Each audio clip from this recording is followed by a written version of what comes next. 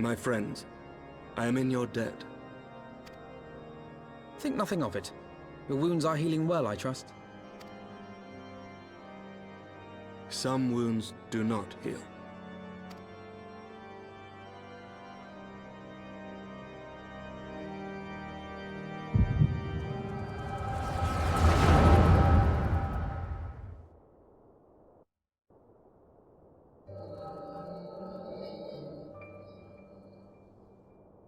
The Founding. The Scriptures, 1,000 years of lies, all to deceive the common man. Nay, our own brothers and sisters. For the blood of the Knights 12 flows within all our veins. You knew this to be true. You knew, and you concealed it.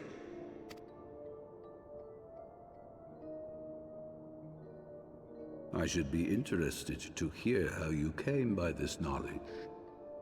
But yes, you have the right of it.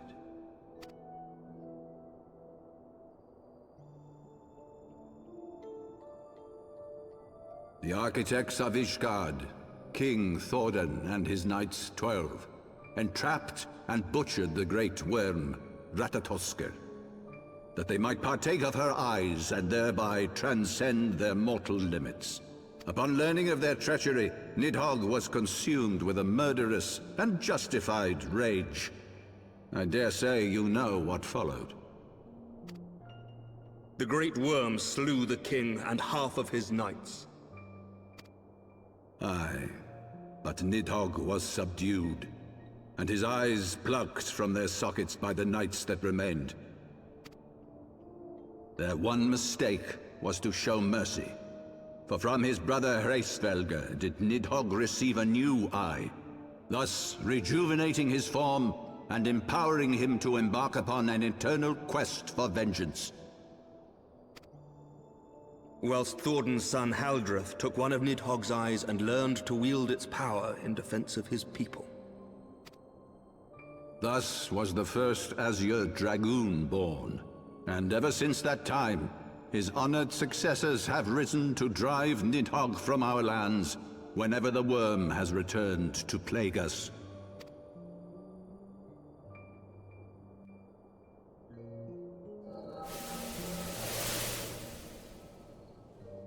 I ask you, my son, will you answer for my sins?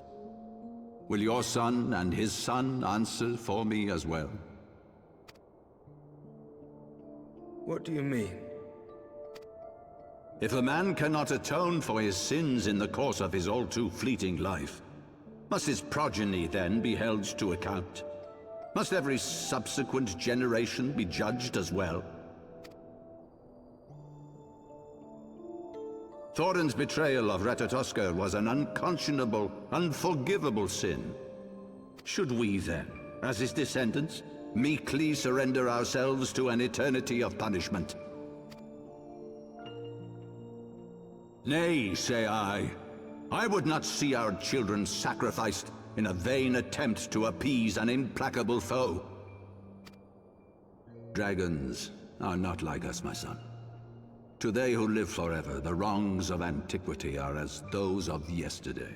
No reparations shall ever suffice.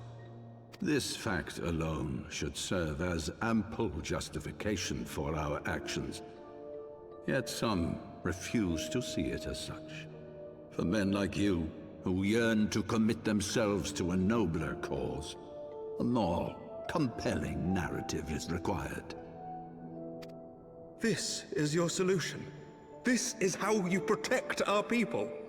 You have given us a lost cause, a death sentence. With your compelling narrative, you but doom our countrymen to give their lives for a lie.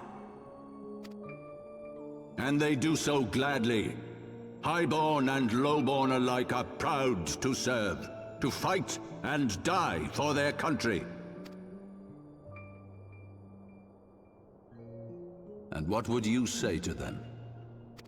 What would you tell the wives who have lost their husbands, The mothers who have lost their sons, that their loved ones died for naught. Over the course of 1,000 years, countless men have donned these robes, and every one of them came to accept the necessity of this solution.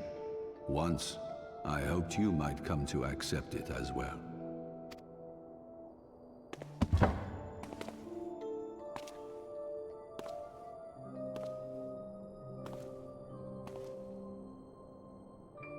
Do not despair, my son. Soon I shall free us from the sins of antiquity, and bring about the change you so fervently desire.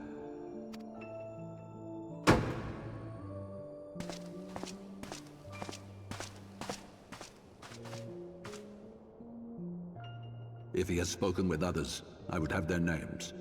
Escort him to a cell and question him thoroughly.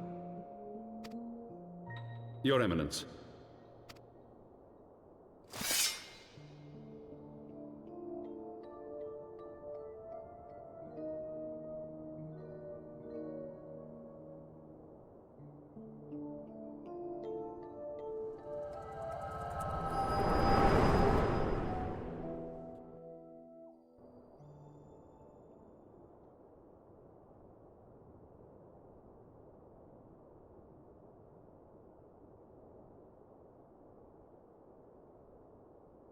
You saw something, did you not?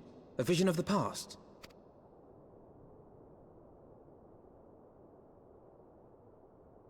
So this is the power of the Echo.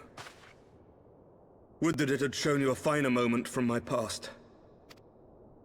'Twas an exercise in futility, as you saw. Faced with the firmity of his conviction and his many ready rejoinders, my words deserted me. To be frank, I am embarrassed to recall it. A friend once impressed upon me the importance of differentiating between words, deeds, and beliefs. Were he here, I suspect he would judge your father's conviction to be no more than rank, self-serving delusion. Even so, I cannot help but wonder what manner of change he intends to bring about. I have given some thought to that as well.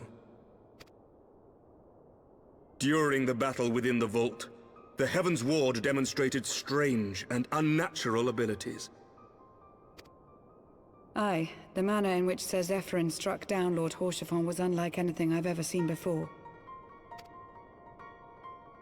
The spectacle called to mind King Thordan and his Knights 12 as they are depicted in scripture, holy powers and all.